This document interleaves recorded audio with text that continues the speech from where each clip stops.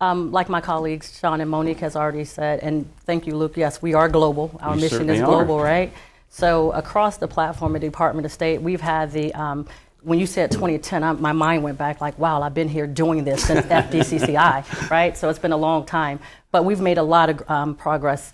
One of the things, our first initiative was to capture, understand what we're working with, what we have, how many data centers do we have out there. And through that count, we ended up with around 400 data centers, mostly domestic. But out of those 400 data centers, we're talking about over 150,000 pieces of equipment that we had to. And as you alluded to earlier, Luke, what is a data center? The definition has changed from each iteration, right? Yeah. With this optimization. So now we're working with M1919.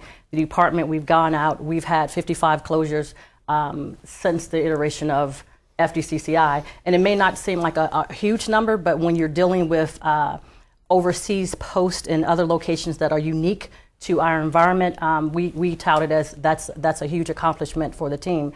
Something else at the department that we've looked into a few years ago, I mentioned that we stood up a modular data center farm out here locally in a metropolitan area. We are happy to just continue to announce that with that modular data center, we've been able to stay at about a 1.1 PUE, you know, and with cloud and other technologies that we're implementing, we had the virtualization first policy in place, and then we started leveraging on the cloud smart environment and things of that nature. So the Department of State, we're right in line, and again, just to hear what Justice is doing in FAA, although the missions may be a tad bit different, we're right in line with our other colleagues at the federal sector.